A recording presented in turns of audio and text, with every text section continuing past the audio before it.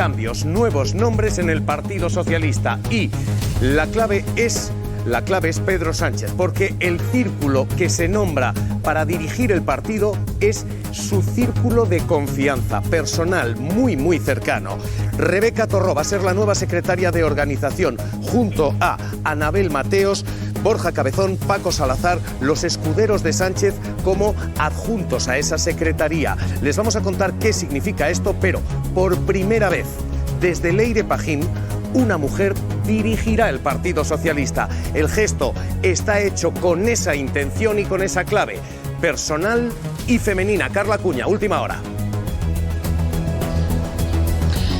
Rebeca Torró va a ocupar esa secretaría de organización en sustitución de Santos Cerdán, hasta ahora secretaria de Estado de Industria. Viene del Partido Socialista Valenciano, es un fichaje de Chimo Puig, un perfil muy técnico pero también muy político, con gran capacidad oratoria. Entre sus hitos, traer la gigafactoría de Volkswagen a Valencia, pero es que además le van a acompañar personas muy afines a Pedro Sánchez, como son Borja Cabezón, Anabel Mateos y Francisco Salazar. Designaciones directas del Palacio de la Moncloa para rehacer esa secretaría de organización después de la salida traumática de Santos Cerdán. El movimiento se hace a la espera de que esta tarde el presidente del gobierno tenga acto con mujeres, precisamente para recuperar un voto que ahora mismo al Partido Socialista se le escapa. Esta es la nueva estructura y la nueva filosofía, porque lo que se hace es un núcleo duro, efectivamente, de la confianza absoluta del presidente del gobierno. Le acompañan quienes le han acompañado desde su carrera municipal y los movimientos son estos. Primero, fundamental, Rebeca Torró, secretaria de organización y efectivamente carácter técnico y mucha experiencia política del PSPV de Chimo Puig. Pero es que además de ella, como contrapesos y para evitar la situación de Santos Cerdán, aparecen 3 personas que la van a acompañar. Ya no hay un nombre dirigiendo todo el poder en el Partido Socialista. Hay una persona y 3 adjuntos. Anabel Mateos, secretaria de Coordinación Territorial, Paco Salazar y Borja Cabezón. Paco Salazar y Borja Cabezón han sido los hombres que han acompañado a Sánchez en toda su trayectoria política, prácticamente desde su pubertad socialista. Así que hoy esta es la primera de las claves. La segunda, este es el nuevo núcleo. El que cae y el que sale acompañando, se hace un movimiento de relevo también en las portavocías. Emma López va a ser portavoz adjunta, pero la nueva portavoz es Montserrat Mínguez. De nuevo, persona de extraordinaria confianza de Pedro Sánchez. Es quien ha dirigido el partido de manera interina mientras se producía esa caída de Santos Cerdán. Y a cambio, ella va a ser la nueva voz, la persona que ha mandado mensajes ya diciendo cosas como esta, que la legislatura se va a agotar.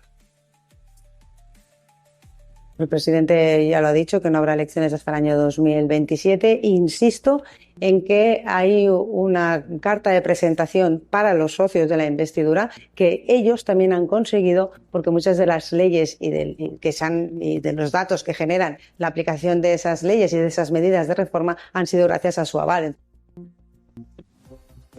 Tan importante como quien toma el relevo es quien cae, porque todo el equipo de Santos Cerdán aparentemente ahora mismo es relevado.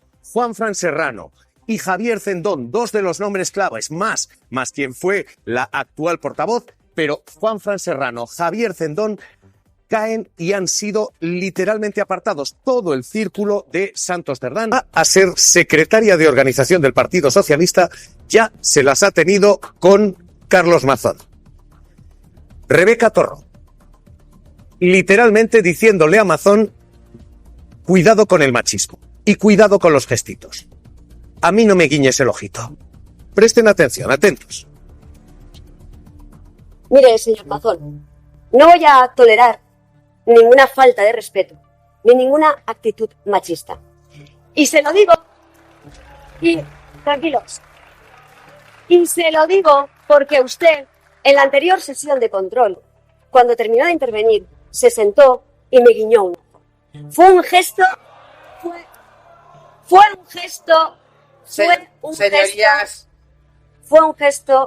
inoportuno, impropio, indigno de un presidente de la Generalitat. Esta es una imagen que ha tenido el recorrido que ha tenido y la declaración que ha tenido. Hay una enemistad muy manifiesta ya y con cierta inercia entre los líderes del PP, entre Mazón fundamentalmente, y quien ahora va a gobernar o va a ser el gobierno en el Partido Socialista. Sí, hay que recordar que al principio de la legislatura, cuando la izquierda perdió la Generalitat, Rebeca Torró fue una persona muy fundamental en las Cortes Valencianas y fue el azote de Carlos Mazón en sus primeros meses como presidente de la Generalitat, y se las tuvieron y se las... este es uno de los enfrentamientos, pero tuvieron debates bastante tensos, y es porque es verdad que Mazón le tiene bastante miedo porque Rebeca Torró fue la persona que facilitó la llegada de Volkswagen, o sea, tiene una buena cartera de gestión, igual que como secretaria de Estado en el Gobierno de Industria, y yo creo que es una persona que le genera respeto y que saben que en el cuerpo a cuerpo, ¿vale?, también se puede zafar bien con Mazón y puede convertir, siendo secretario de organización, puede convertir la Comunidad Valenciana en un objetivo, ¿no? Político. Sergi, hoy la historia de Carlos Mazón es la de la sorprendente comida de su santo. 853 euros de factura. Comida de su santo, fiesta personal. Y lo paga la Generalitat.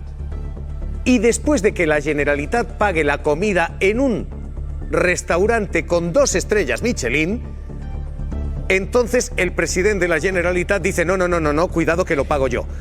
Después de que se haya pagado, y manda a su secretaria, que paga 853 euros en billetes en efectivo. 853 euros. Hoy, cuando se ha destapado todo esto, Joan Baldoví decía, hombre, sobres y el PP, ¿a quién le extraña? Presenta en un sobre y 850 euros. ¿A qué no vos extraña? El PP y el sobres. Pero es que ha contestado Mazón, y Mazón lo que dice es, bueno, la comida la pagué yo, en efectivo, vía secretaria, pero la pagué yo, dice. Me parece sorprendente que tenga que dar explicaciones sobre una comida que no le ha costado ni un euro a la Generalitat Valenciana. Es que no le ha costado ni un euro a la Generalitat Valenciana, es una comida que me he pagado yo. Y que tenga que dar explicaciones por mis comidas que me pago yo. Pues en fin, le podemos dar todos los minutos que usted quiera y gastos que no le han costado nada al contribuyente valenciano. Sergi, técnicamente esto no es verdad, porque paga él después de que haya pagado la Generalitat y el restaurante se encuentra con 2 pagos. Y lo que le dice a la Generalitat es, miren, me están pagando 2 veces la misma factura, y la honradez del restaurante es la que evita que esto haya costado al erario público, porque se pagó primero con factura oficial y luego en sobre de 853 euros. Pitarch, ¿qué es esto? ¿Cómo se explica esto? Pues esto se explica en que Mazón en un principio no quería que lo pagara la Generalitat. Ellos acaban de comer, se va con su mujer y con su pareja de amigos a comer en este restaurante, ¿vale? Y le dice al restaurante, pase usted la factura. Entonces el restaurante pasa la factura a la Generalitat, que además me cuenta el propietario del restaurante que es un proceso muy farragoso, y es la intervención de la Generalitat la que da la voz de alarma y le dicen al del restaurante que la vuelva a mandar, pero no por ese conducto, sino por otro conducto, ¿vale? En ese ínterin es cuando aparece, que se ve que intervención les da el toque a presidencia, y aparece la secretaria Mazón en una actuación bastante llamativa, con 853 euros, aparece en el restaurante y paga a tocateja 3 o 4 meses después de que se produzca la comida, paga la comida. Pero la factura sigue su curso en el procedimiento de la Generalitat, y de repente la Generalitat paga automáticamente la comida. Entonces el restaurante, que ya sabe que había cobrado en metálico la comida, ve que le hacen el pago y el día siguiente lo devuelve. ¿Qué es lo que nos hace saltar la alarma a nosotros? Y es cuando detectamos en la caja fija de la Generalitat la devolución del dinero, y es cuando vemos la devolución, llamamos al restaurante y se destapa toda esta rocambolesca historia, pero que Mazón no diga que no le ha costado un duro, porque él quería que lo pagaran los valencianos esa comida. Déjame que traiga lectura aquí a la mesa, porque ¿quién paga su factura del restaurante? Primero, 853 euros así, 3-4 meses después. Si la pagas tú al día siguiente, si es que no lo llevabas. Que quizás esto de llevar 853 euros en la cartera, pues igual... Pues para algunos a lo mejor es normal. Pero ¿por qué 3-4 meses en este retraso? ¿Qué historia es esta? ¿Qué es esto? Pues esto es como la desaparición de Mazón en Salvando la tragedia, de la distancia en la tragedia. Esto es como la desaparición de Mazón después de la comida del Ventorro o durante o no se sabe, en esas horas trágicas. O sea, no sabemos con él lo que pasa. La falta de transparencia es absoluta y lo peor es que nadie da explicaciones de nada. Todos se envuelven en confusiones de yo pagué, él pagó, luego la secretaria, luego tal, para al final no aclarar nada, que pase el tiempo y que las dudas sigan existiendo. Entonces, claro, cuando Mazón pasa a dar lecciones de lo que sea con lo que él tiene encima, es que yo no encuentro explicación no solo en él, sino en su equipo de gobierno y en el Partido Popular. 3 euros de mi comida de santo. Yo confieso que no entendía nada hasta que lo ha explicado Sergio. Sí, a mí me ha pasado igual. Yo no entendía nada de este asunto hasta que lo ha explicado Sergio, que lo ha explicado muy bien. Vamos a ver, da la impresión de que él va a una celebración familiar y lo paga con dinero público. Y cuando se da cuenta de que eso le puede generar un problema serio... Cuando da la voz de alarma, la intervención es cuando él quiere resolverlo pagando de su bolsillo.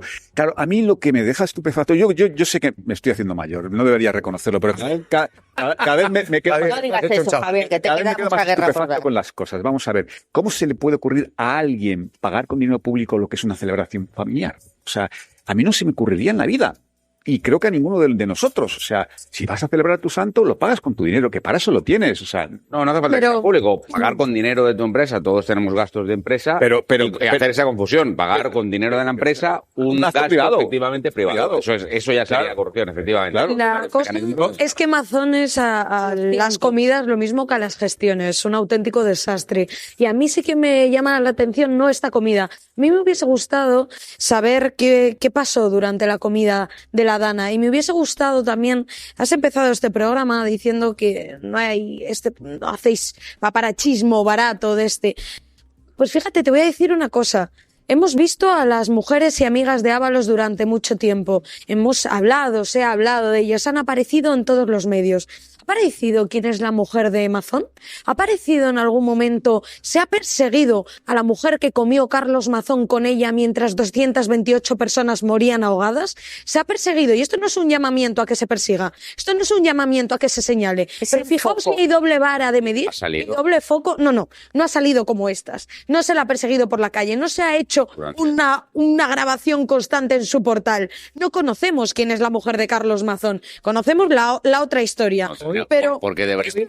Yo creo que estamos mezclando dos. Si hay doble vara de medir. Hoy, dejadme, porque hoy tenemos esta, y efectivamente esta comida es absolutamente inexplicable, salvo que sea muy fácilmente explicable, que es, he intentado pasar la factura y cuando me han pillado 853 euros de sobre. Y esto es lo que ahora mismo se están pidiendo explicaciones políticas. Pero esto otro es lo que se acaba de incorporar a lo judicial. La jueza de la Dana acaba de incorporar esto.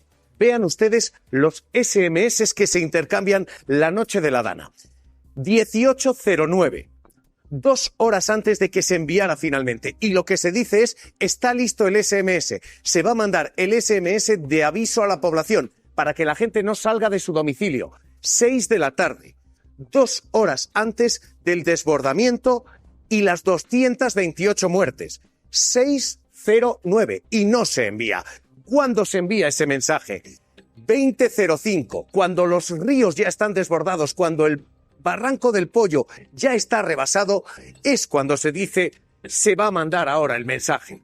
2 horas después. ¿Por qué? Porque hay un tercer mensaje, que es el de, se está esperando, acaba de llegar el presidente. 20:31. Sergi Pitarch, y aquí la pregunta que ahora mismo estos mensajes plantean en lo judicial es, ¿se estuvo esperando a que Mazón volviera de aquella comida? ¿Fue la comida la que terminó costando vidas? Es muy importante lo que acabas de decir, porque estos WhatsApps sumados a las llamadas de Salomé Pradas al presidente Mazón a las 6:10 y a las 6:20 de la tarde, ¿vale? Este mensaje se va a mandar el desalert a las 6:09, ¿vale? Y la consellera lo para, porque además en la instrucción se ha demostrado que la consellera dice, aquí no se manda el mensaje hasta que yo lo diga. Minutos después de ese mensaje, habla 2 veces con Mazón y el mensaje se paraliza y no se lanza hasta, como muy bien contabas, hasta las 8:11.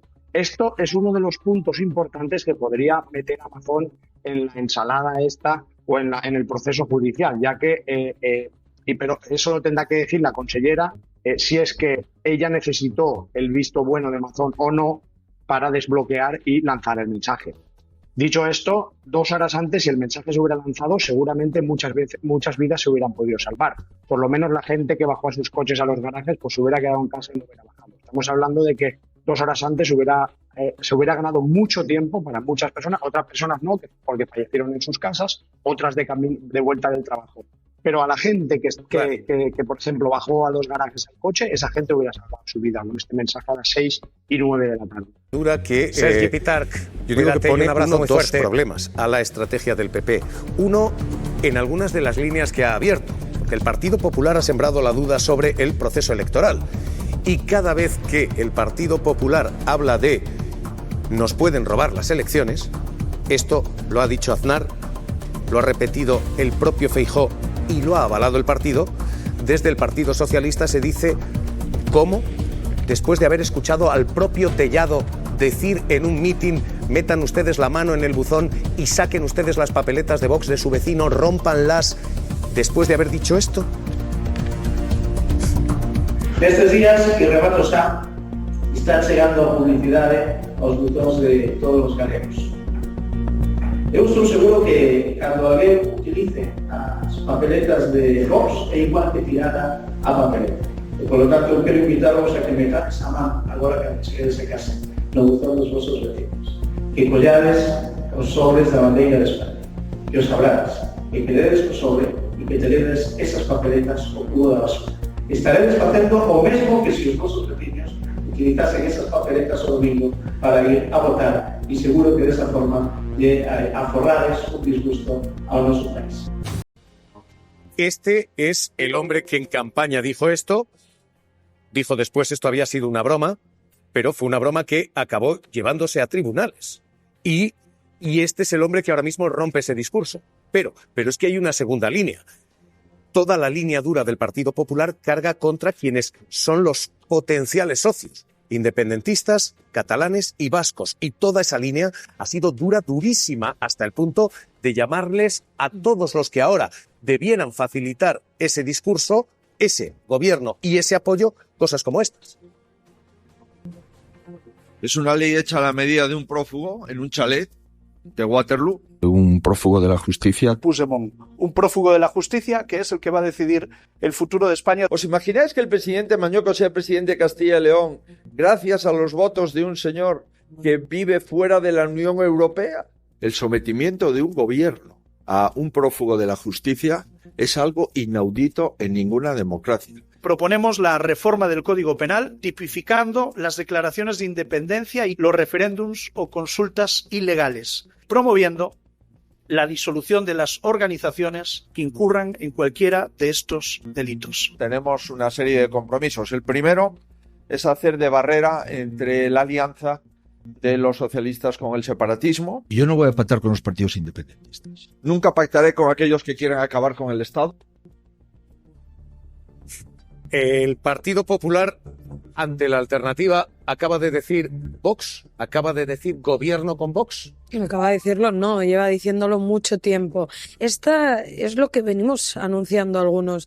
El Partido Popular está prácticamente solo, prácticamente y únicamente solo. Solo tiene a la extrema derecha como socio en el Parlamento. Y cuando tomas la decisión de poner al señor Tellado o a la señora Esther Muñoz a hacer las llamadas pertinentes con las fuerzas políticas, con las fuerzas parlamentarias distintas a la tuya, creo que es una señal de que no quieres negociar, quieres tensión, quieres insulto. Es el mismo señor que dijo que Pedro Sánchez iba a abandonar este país en un maletero. Es el mismo señor de capo, mafia, criminal, grupo terrorista, todas estas cosas que han venido diciendo y aprobando. Es la misma señora Esther Muñoz que pidió el voto por Israel en medio de un genocidio sin escuchar la canción, solo por hacer campaña. Este es el nivel de macarra, este es el nivel de agresión, este es el nivel de una verborrea muy tóxica y muy incendiaria que no ayuda a nadie. El Partido Popular solo quiere gobernar con la extrema derecha y solo puede gobernar con la extrema derecha. Manuel, ¿cómo estás? Hola, buenos días. Manuel, ¿cómo lo lees? ¿Tú cómo ves esto? Hoy hacemos de nuevo batería de directores y de reacciones, pero con las dos situaciones ahora y los dos movimientos, el PSOE con esto y el Partido Popular con esto, ¿cómo dibujas? ¿Cómo lo lees? Bueno, a ver, yo creo que el Partido Popular obviamente no va a tener ningún problema en pactar con Vox, ya gobiernan en diversas autonomías, en ayuntamientos, o sea que eso está claro, pero pese a la retórica incendiaria que escuchamos, si necesitase los votos de Junts y con eso consiguiese llegar a Moncloa, yo tampoco tengo ninguna duda de que lo haría. Ya intentaron ver si había agua en la piscina en su momento, como se supo, y obviamente las declaraciones incendiarias no tienen, yo creo que mayor valor si eso les permite llegar a la Moncloa, absolutamente ninguna duda. En cuanto al PSOE, bueno, estamos conociendo los nombres. Yo creo que en el PSOE, digamos, la crisis es tan grande que que Pedro Sánchez debe responder en los tres ámbitos: partido, gobierno y parlamento. Lo que vamos a ver mañana es el primer acto. Conocemos los nombres, pero bueno, falta saber una segunda parte muy importante, que es qué medidas quiere plantear, medidas que deben responder a la pregunta. Con esas reformas, con esas medidas, no se habría producido el caso Cerdán. Luego el segundo acto va a ser el 9 de julio. Sumar está tremendamente cabreada con el gobierno y presionando. Hay que ver también qué propone ahí. Y yo creo que con todo eso todavía no será suficiente y que desde el gobierno probablemente estén pensando en ese tercer acto, que es lograr algún tipo de respaldo en el Congreso, ¿no? Que básicamente hay dos vías. Yo creo que la óptima para el gobierno sería los presupuestos y la otra una moción de confianza. Unos presupuestos es la mejor moción de confianza que puede tener un gobierno realmente, ¿no? Porque es el apoyo a un plan concreto. Entonces yo creo que necesita llenar de contenido estos 2 años y que, bueno, pues esa es probablemente las acciones en las que está pensando el gobierno, ¿no? Este ahora mismo es el test. Voy a volver contigo, Rico, enseguida, pero esta es ahora mismo la situación y el movimiento, tanto del Partido Socialista, que está poniendo a prueba su renovación y su crédito ante su electorado, y del Partido Popular endureciendo posiciones e intentando derribar al gobierno ya. Esto es lo que tenemos hoy servido en lo político. E insisto, vamos a continuar cobertura especial. Es, insisto, importante quién entra, Santaolalla. Es importante también quién cae. Juanfran Serrano, Cendón eran los escuderos, los acompañantes de Santos Cerdán. Sí, cae en este caso Juanfran Serrano, Javier Alfonso Cendón y Esther Peña. A ver, es verdad que aquí van a pagar justos por pecadores, porque estar en el círculo o ser una apuesta de Santos Cerdán no quiere decir que formes parte de la trama de Santos Cerdán o que te hayas beneficiado de alguno de estos contratos. Pero a mí me parece bien que caiga en un momento en el que no sabemos cuántos partícipes había dentro de la misma trama, si esto quedará en Koldo, Ábalos y Santos, si esto va a ir a otros nombres. Así que entiendo esta medida, quizás para ellos exagerada, pero entiendo que depuren responsabilidades. Y me llama mucho la atención que lo solucionen siempre con mujeres. Resulta que las mujeres o se corrompen Acantilado menos. de cristal. Claro. Tiene un nombre. Las mujeres Sí. salvan las malas. Hay un movimiento con Esther Peña que el Partido Socialista dice no es equipo Santos Cerdán. Santos Cerdán son Cendón, son Juanfran, pero ahora mismo Esther Peña no. Esther Peña es incompatibilidad de cargos, dice el Partido Socialista. Esto no es exactamente una fractura, una ruptura, pero lo cierto es que toman el poder efectivamente mujeres y toman el poder efectivamente personas extraordinariamente cercanas a Pedro Sánchez. Montse Mínguez es una de ellas. Montse Mínguez marcaba, y lo ha dicho una y otra vez, la etapa limpia, decía en el PSOE. Que para el 5 de julio en el Comité Federal nos hemos comprometido a presentar una serie de medidas internas propias para mejorar nuestra gestión del día a día, y también, como ustedes saben, hay pendiente una comparecencia del presidente en el Congreso de los Diputados a petición propia, es decir, que también lo ha solicitado él, para dar todas las explicaciones que se tengan que dar. Decía Sara, justos por pecadores, y yo no estoy del todo de acuerdo, porque creo que en el caso Cerdán evidentemente es un escándalo de corrupción, y ahí lo que has dicho, Sara, es muy pertinente, pero no ocultemos que el descontento en el partido con Santos Cerdán afectaba también a una gestión, a una concepción del aparato del partido enormemente atrabiliaria, que, en fin, por decirlo coloquialmente, incendió a los territorios. Alguien, yo siempre lo digo, que alguien tan poco sospechoso de no ser sanchista como el exsecretario general de Castilla y León, Luis Tudanca, habló de maniobras tóxicas. No olvidemos eso. En el caso de Ester Peña, además, hablemos muy claro, ha sido una portavoz absolutamente silente, una portavoz cuya actitud ha sido la negación de su cargo. Pero fíjate, no concedió ni una entrevista, no concedía ruedas de prensa. Es decir, el Partido Socialista, y con esto termino, Javier, ha funcionado de una manera absolutamente anómala bajo el mandato de Santos Cerdán. Pero fíjate, en el caso de Ester Peña es distinto. Ester Peña es por incompatibilidad. Ester Peña, seguramente siendo castellano-leonesa, que conoce bien esa tierra, se están preparando para unas elecciones en Castilla y León. Creo que poco tiene que ver con Santos Cerdán, pero la teoría de Santos Cerdán intervino en ciertos procesos de primarias, primero hay que demostrarlo y primero hay que tener las pruebas. Que luego haya varones y existan varones quejándose por el resultado electoral no quiere decir que no haya sido un resultado electoral limpio, pero por tanto yo creo que hay una teoría que Pedro Sánchez ha comprado en parte, que es, ante la duda, vamos a depurar, vamos a apartar a gente que también tiene un cargo de responsabilidad orgánico, que tienen cargos orgánicos en sus respectivas ciudades, como es el caso de Javier Alfonso Cendón, que es secretario general de la provincia de León. La jugada de hoy no es café para cafeteros. Es un mensaje al electorado. Esto no tiene solo lectura de puertas adentro y lectura socialista. Lo que se está intentando claramente es marcar una fractura, una línea, decir, hasta aquí llegó la riada Santos Cerdán. De hecho, Montse Mínguez ya lo ha planteado, nos lo decía aquí, decía literalmente en 360 que se va a cambiar el modelo de partido y que se iba a romper con esto y con la estructura incluso del PP, decía. Yo de los círculos de la oposición oigo tantas cosas como que es un presidente a la fuga y ha hecho 9 comparecencias en dos años, como que perdemos 100 votaciones, pero en cambio ganamos 1.100 votaciones. Yo oigo que no estamos legislando y hemos aprobado 36 leyes. Yo oigo que la legislatura está agotada y creo y pienso que tenemos el aval suficiente con los resultados económicos que hay encima de la mesa como para seguir adelante hasta el 2027 y los años que los ciudadanos nos permitan hacerlo. Sánchez da un golpe sobre la mesa, da un golpe en el Partido Socialista y lo hace con nombres, ojo, y con gestos. Porque, se los adelantamos aquí, Sánchez va a aplicar un modelo de compliance, dicen los técnicos en esto. Básicamente, modelos de incompatibilidad en la gobernanza. Va a obligar a darse de baja, la busca del voto femenino es clarísima, a quien haya sido relacionado con casos de prostitución y va a adoptar lo que ya hemos anunciado, una estructura de gobierno, Carla Cuña, en la que no hay un poder, no hay un solo secretario de organización, sino que hay contrapesos y difusión en el poder, ¿no?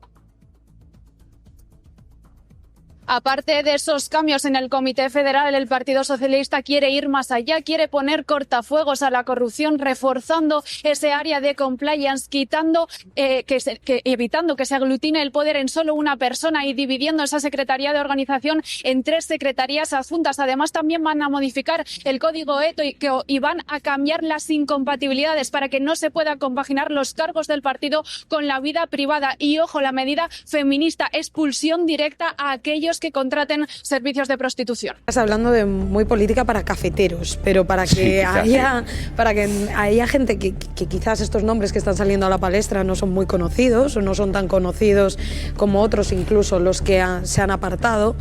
Hay una medida importante dentro del Partido Socialista en estas últimas horas con estos nuevos nombres, que es apartar a gente que tiene un cargo orgánico, a gente que tiene una secretaría general en sus respectivas provincias o otro tipo de cargos similares en sus respectivas provincias, por el hecho de una de las dudas que dejó el caso Santos Cerdán y una de las quejas que produjo la persona de Santos Cerdán, que fue, como antes mencionabas, el caso Luis Tudanca en Castilla y León, pero otras tantas comunidades que que sí que hablaron de la intervención de Santos Cerdán en primarias y en distintos procesos electorales internos. Y por esto se ha decidido y se ha tomado la decisión de apartar a esta gente, no porque esté a la sombra de Santos Cerdán, sino porque tengan distintos cargos y también subir nombres limpios que no han tenido quizás esas trayectorias orgánicas. Un movimiento seguro, apuesta segura, apuesta de confianza en un momento muy difícil para el Partido Socialista. Esto es un movimiento inicial, es decir, con esto no es suficiente, hay que hacer cambio de nombre, pero hay que hacer cambio de ciclo.